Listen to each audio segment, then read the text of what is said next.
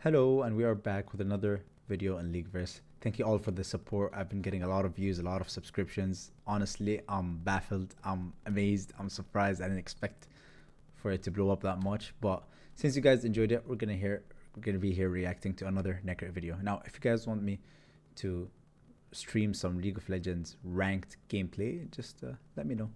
I'm kind of new to the content space of League on YouTube, so I don't know what you guys like and what you don't. So let me know what kind of videos you want. And let's get straight into the video. So this is the story of League of Legends explained for the people that don't know. I'm going to be reacting to it and seeing how good the video is. Hopefully it's good. Necrit will not fail.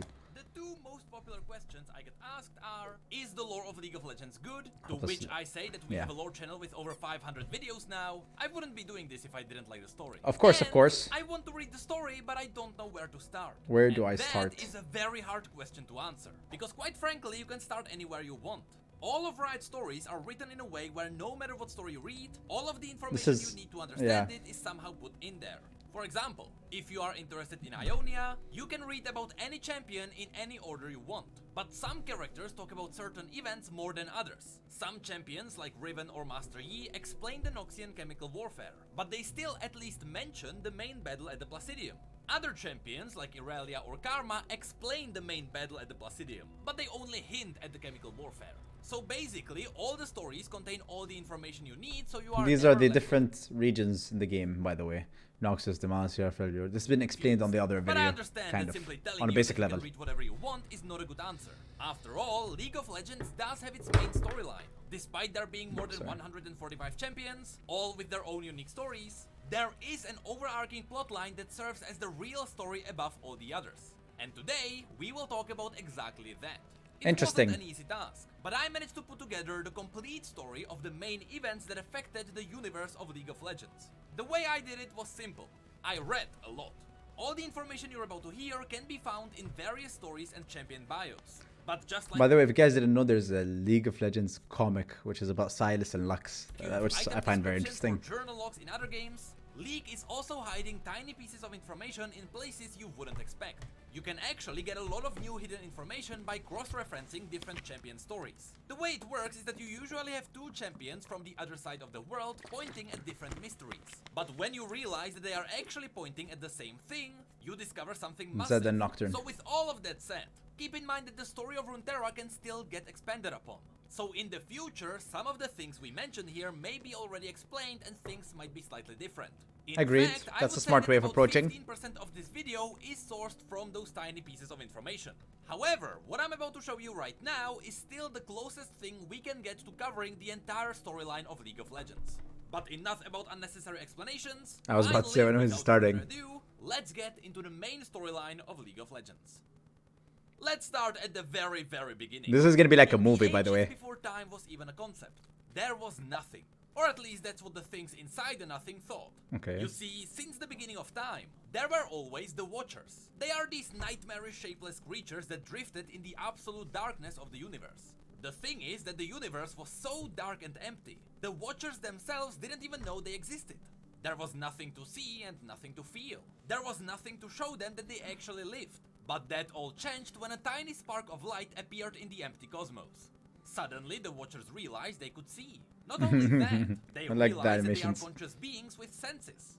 Just like that, the spark of light woke up the Watchers from their eternal sleep. Naturally, the Watchers were quite annoyed at the tiny spark. Up until now, everything was peaceful and quiet. But this spark was blinding them, and it was ruining their... Oh my god, the ads already started?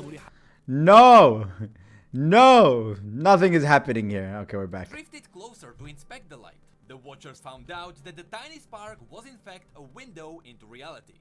Inside the reality, dragons of twilight, cosmic beings, and even death itself came to be, and they roamed around the empty space. Some, like Aurelian souls, spread light around. They left little pieces of themselves behind, which created stars. And with a little help from cosmic dust, planets formed around these stars. The absolute majority of these newborn worlds were empty, but sometimes there was life. The one planet that we know about is Runeterra. Now, Runeterra wasn't shaped by accident. The Celestials created this world with the use of the world runes, hence the name Runeterra. But while that was happening, the Watchers observed it all from afar. It didn't take long before the celestial beings became aware of them. They knew that something was overlooking their realm. Is that They Belcoz in knew the it was background? more powerful than anything in their reality. Now, don't take this information for granted. Technically, it should be considered a theory, but it is believed that the Celestials created Runeterra to host an army of powerful beings that would defend reality against the Watchers. This was never directly confirmed, but as you'll see from the rest of the story, that is highly likely what happened here. Anyway, Okay. the planet was created and the Celestials were paying close attention to its development. This is likely the time when This feels like a science experiment for some reason, or a science class. Ornn, Anivia, Volibear, and the Seal Sister appeared on Runeterra. It is theorized that the Celestials put them there to terraform the planet. The only thing that we get confirmed is that according to his legend, Ornn did actually shape the mountains of Freljord. However, after a mysterious disaster, the world runes that created this world were lost and scattered across the same planet. This is likely the reason why Runeterra is a magical world full of spirits. It is likely because the world runes slowly radiated magic into the surrounding lands. Interesting. Millennia passed and life started blooming on Runeterra. Basically, First, it was the Earth. Yordles, Animals, and the Vastaya Shirei who started appearing on the ocean floor. But humans later joined them when they started covering the surface. This was very important to the Celestials. As mortals began emerging, the Celestials started fiddling with their lives. In fact, according to the Celestials, they had some kind of grand design for the mortals. The story specifically avoids telling us what the design was, but at least we know that living beings had a purpose. The evolution of life wasn't an accident. To strengthen the relationship between the Celestials and the mortals of Runeterra, the Celestials did two things. First, they created star constellations. These were images that served as messages to guide mortals to their intended purpose. It was an easy way to communicate with them. And second, the Celestials created Mount Targon. Yeah, they An pulled the interesting mountain. fact is that the mountain was literally ripped from the ground. Yeah, It it was is just as like if pulled someone up. pinched the earth and pulled it up. That's why it is much steeper than any other mountain. Also, you may notice that a lot of the mountain surface is covered in ice. Partially, it is because it is really cold up there. But it's also because as the mountain was being pulled up, it was also dragging lakes and rivers with it. So a lot of the ice is vertically frozen lakes stuck to the mountain. In the end, Mount Targon was a pretty successful invention. It served as a beacon of godly light and magic that attracted beings from all over the world. The more advanced mortals even formed their own civilization around its peak, which gave them a deeper connection with the celestial realm. And after That's some cool. I didn't know time, that. few I didn't know there were people living in Mount Targon or around it technically. of But the that's an most interesting trusted fact. individuals were elevated by the Celestials, specifically by the Celestial aspects, creating the very first ascended beings. But the Celestials weren't the only ones who were strengthening their control over the life on Runeterra. The Watchers were doing the same. They were carefully poking holes into reality, gathering any information about what the reality is, and more specifically, how can they get rid of it. The Celestials noticed these holes in realities that Which we is like know the as void, right? and they quickly moved to the next stage of controlling Runeterra. Now it was about this time when Aurelian Sol flew by and he noticed how much the life on Runeterra bloomed. And when he got closer, he noticed that all the tiny mortals looked up at him, and they worshipped him. Now this Aurelian didn't mind at all, and he often came back to visit Runeterra between his journeys into the dark. At one point, the mortal community up on the mountain, who were now known as the Targonians, offered Aurelian Sol a crown. Aurelian of course appreciated the gesture of gratitude, and he happily put it on. But as he did that, he willingly chained himself to the planet, because the crown bound Aurelian to the will of the ascended Targonians. Aurelian Sol was now enslaved. We don't really know if it was just the Targonians who did this on their own, or if it was a plan of the celestial beings to enslave Aurelian Oof. Sol. But either way, the reason why Aurelian Sol was enslaved was because he was powerful enough to seal the Void Rifts. He was an effective weapon against the Grand Enemy. Aurelian had a massive ego and he couldn't care less about the lives of mortals, so that's why he had to be forced to properly help the reality. At this point, the Watchers were at their limits. They wanted to learn more about Runeterra, but they were massive, and the rifts were tiny. The Watchers simply couldn't fit through. But it didn't take them too long to figure out that all they needed to do was to reach a mortal being and control it. If they corrupted something and sent it out, they could use it as a spy. So the way the Watchers gathered more information more effectively was by sending out horribly morphed beings to devour other beings and gather their information. The reason why information is so important to the Watchers is because they could easily use it as a weapon against Runeterra. The more they learn about how living beings are constructed and what living beings are the strongest, the more powerful voidborn creatures they can create and release through the rifts. Oh, but the Watchers cool realize concept. that deconstructing and recreating beings is not the only way to win this war. Up in Freljord, they were playing a different game. They managed to slowly corrupt the mind of an individual that almost doomed the entire planet. Of course, we're talking about Lysandra. Lysandra was one of the 3 sisters that ruled Freljord, the second most powerful region. That's the era map, I think, in the background, by the way. At that time, right after Targon. The 3 sisters were Lysandra, Sorilda, and Avarosa, and all of them were drawn to celestial magic. Sorilda wanted to command the celestial heavens, but for her arrogance, she lost her voice to the first twilight. Avarosa witnessed the twisting dark overlooking the world, and she was deafened by its complete emptiness. And Lysandra disrespected the wild magic of Runeterra, and as her punishment, she was blinded by Volibear. Yes. Together, one blind, one deaf, and one mute, the 3 sisters ruled Freljord. Since she was blind, Lysandra had to rely on her hearing and delving into dreams. This meant that over time her hearing was so good she could hear what others could not. Voices that echoed through the fabric of reality. Unfortunately, what she didn't know is that it was the Watchers who slowly corrupted her. Years passed and Lysandra now fully trusted the Watchers. But she didn't dare tell her sisters about them. In secret, Lysandra even struck a deal with the Watchers. The Watchers would give her people near immortality. This power of immortality is what created the Iceborn, who are basically Freljordians touched by the power of the Void. And in return, all the Watchers wanted was a safe place to rest when they visit their world. To Lysandra, this was an offering she couldn't decline, and so she accepted the terms on her sister's behalf. More years later, when the Freljord was ready for the Watchers, without a warning, they started emerging from the abyss, revealing Lysandra's hidden allegiance. Unfortunately, their horrible twisted forms were not what Lysandra expected, and she realized the grave mistake she had made. She invited the end itself to their world. At this point, Lysandra had 2 options. Let the world be consumed, or sacrifice everything she had ever had. And so, using her Iceborn powers, Lysandra managed to freeze everything and everyone who was present, killing Sorilda and Avarosa in the process. This is how a couple of Watchers got frozen in the Howling Abyss, while the rest escaped. After this At least she knows her mistakes. Come on, don't blame her. She got manipulated. It happens. defeat, the Watchers retreated, but not without new information. Many decades later, on the other side of the world, the war against the Void took another turn. Even though Targon had Aurelian Soul under their control, and they dealt with all the easily accessible rifts, sometimes they had to deal with smaller tears in reality that couldn't be accessed by a massive celestial dragon. That's why the Celestials had to nudge mortals to start a new empire. This time, more to the east. Under the guidance of the Celestials, the new Shuriman Empire began constructing a massive disk in Nerimazeth.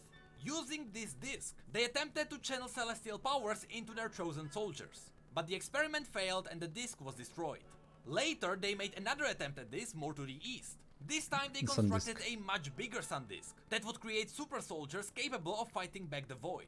These soldiers would get many different names. God Warriors, Golden Warriors, Sunborn, but we know them as Shuriman Ascended. Here we need to mention 3 very important individuals that play a big role in this war. Azir became the greatest leader of the Empire and the Grand Leader of the Ascended. Azir. PTSD from Azir. Oh, please no. Everyone. But keep in mind that he was still a human. He became Ascended much later. Nasus became the wisest of the Ascended. His knowledge of war tactics would become irreplaceable.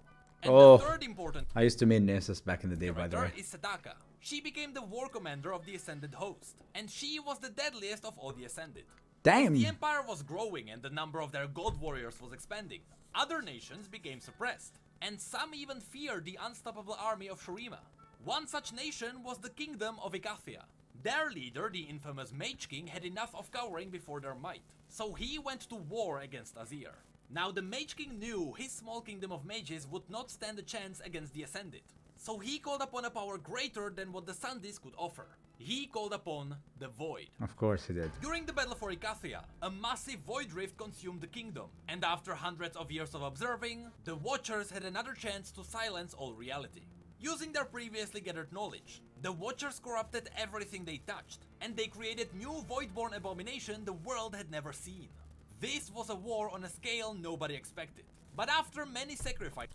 You just imagine a movie, an animated movie, it doesn't even have to be an actual live action. an animated movie of this. How good would that be? Including Oof. Setaka, who died while being torn apart by these abominations, the Ascended won, but at a great cost. Not only was the rift in Icathia so big that even today it is still not fully sealed, but most of those who survived were permanently marked by the Void. Before this battle, the Watchers have never even seen a God Warrior before, so they weren't able to fully corrupt anyone, but their mark was enough to leave a tiny whispering voice in everyone's mind. Thankfully, even though their war commander Setaka was dead, Azir and Nasus remained untouched by the Void. And they That's kept the all dog, the baby. Void-touched warriors under control. It's a Of dog. course, it didn't stay that way forever. Zerath, Azir's slave, who was also his best friend and a guide, saw him as a naive emperor. Everyone saw Azir as a kind-hearted leader, but there were still countless slaves dying under his rule. Now, secretly, Azir was planning to free all the slaves on the day of his ascension. It was meant to be a big surprise to everyone, including Zerath. But when the day arrived, Zerath became jealous of the power Azir would get. So Zerath pushed Azir from the Ascension sunlight, and he drained all the power of the Sun Disk himself. This led to Azir's death and the destruction of the capital city. But what's worse, it also left all the Void-touched Ascended without a leader to keep them under control. The only one who could do something about this was Nasus. He was wise, but more importantly, he was not touched by the Void. However, keeping so many corrupted Ascended in line was an impossible task even for him. And eventually it was so dangerous Nasus had to go into hiding. This meant that the Ascended warriors, now without a leader or purpose, and with tingling void whispers in their minds, went absolutely insane. Instead of being seen as godly beings, the Ascended slowly turned into brutal warlords. They fought each other, sometimes to gain more power, sometimes to settle their differences. Eventually, they figured out how to control the whispers in their mind, and they created a brand new kind of magic, blood magic, which they used to reshape and improve their bodies.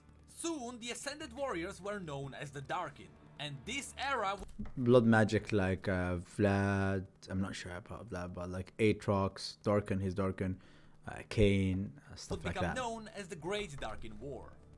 During these times, the entire world was in conflict, as the Darkin conquered as much land for themselves as they could. While all of this was Dude, how many parts of movies can they make with this? It's like a whole universe where they can make. I don't know, like with Arcane, what they did, I loved it so much. I just don't like how long it's taking for a season to come out. There's so much untouched lore that we want, and if it's gonna take 2 years per season for 8 episodes, it's kind of disappointing, honestly. happening, the That's my Celestials point of reached the view. goal. Their warriors who were supposed to fight back the Void were now fighting each other, and they were more dangerous to the mortals than the Watchers themselves. So the Celestials had to remove them.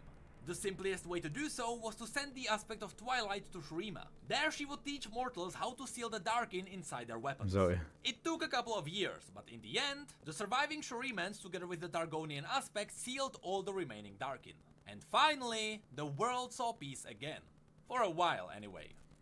If we look back at what just happened, this entire Shuriman experiment was a massive loss for the Celestials. They wanted to have an army to fight the Void, but instead they ended up with the biggest Void Rift they have ever seen. So the Celestials needed an entirely new plan.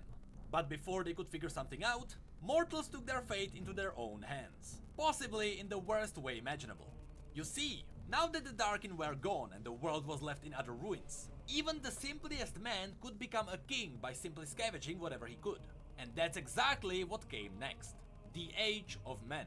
The first to step up was Mordekaiser. He was a brutal warlord king who easily swept across Valoran and conquered the entire continent. Only when the rest of the world united against him was his dark reign ended. Fast forward a couple of years and the world was simply at war again. But this war was unlike any other. Remember when the Celestials lost the world runes at the beginning of the story? Well, mortals began uncovering them. Random mages These are like the equivalent of Marvel's stones. around the world held Kind of, stones you with could the say. power to create Yeah. worlds. It was pretty much the equivalent to holding a nuke. This sounds scary, but everything was fine as long as people were just threatening to fire the nukes. But once the first nuke was fired, the second followed, and then the third, and the fourth. While the Celestials were trying to come up with a new plan, mortals literally set the world on fire. This conflict became known as the Rune Wars. Sometimes Celestials managed to calm down some of the conflicts. Usually this was done with the help of the Targonian aspects, or with the help of Bard. Bard is a Celestial who specifically comes down on Runeterra to take powerful magical items away from mortals, just so they wouldn't use them in another war. The last time we saw Bart was during the battle for Bart Mountain in Ionia, where he took away this magical egg. Later Celestials even tried to create more constellations to show people more messages. But at this point, mortal minds were too primitive, and they usually thought it was signs of doom. But sometimes even mortals helped. On the Blessed Isles there was a cult of mages dedicated to collecting the world runes. They did it to hide them away from other mortals. But even that didn't help. In the end, during this era, the most powerful nations were wiped out. In the east, only Noxus remained, after they wiped out their neighbors. Yes, this circle you see here is actually a crater. There was supposed to be another nation here. And in the west, Demacia was built as a purely anti-magic nation. We know that there are a couple of nations between them. For example, the Arbormar Kingdom. But we don't know much else. This is where the modern lore of League of Legends begins. So if we have a look at the world right now, the Watchers are constantly looking for a way to invade Runeterra because they are annoyed by its existence. The north is hiding a massive void rift frozen beneath the holding abyss. The south has a massive void rift still open there, not big enough to fit a Watcher through, but big enough to spawn a void army. The western and eastern Valorant is at war, the entire Shuriman continent is mostly in ruins, and the Blessed Isles blew up. Only Ionia is somewhat decently holding it together, but Noxus had to screw them up too. Remember when I mentioned that the Celestials had mortals as a part of a bigger design? Again, the Celestials likely created mortal beings to use them all as soldiers in this galactic war. Well, whatever purpose mortals were supposed to have, it is far beyond the Celestial. That's Kayn, Aatrox, and Varus, by the way. So now, you may be wondering, what happens next? Well, the main story can go a number of ways. We can learn more about the world runes through the vault in Demacia. Or maybe the Watchers will try to get through the rift in the north.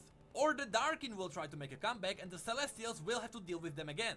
Riot created a playground where they can do a lot of different things. Just remember, it really doesn't matter where you begin to read. Every champion and every story makes sense on its own, so you can't get lost. If you ask me, start with the stories found on Silas's page. He's a great champion for entering. I was talking about this by the way earlier when I said they even had the comic. Will get you right into the newest conflict. And right after that, maybe have a look at Udyr. I think he will surprise you too. Udyr, this is my main in League of Legends, by the way. I love this champ so much. But no matter what you decide to do, just have fun and go for whatever you are interested in. Yes, the sir. days of bad lore yes, are sir. gone, and I think you'll be pleasantly surprised. Hey, did you... Well, yeah, that's about it for the video. If you guys enjoyed it, subscribe, like, and comment. And thank you again for the massive support. This is your host, LeagueVerse. If you guys want live streams, let me know. And peace. Bye.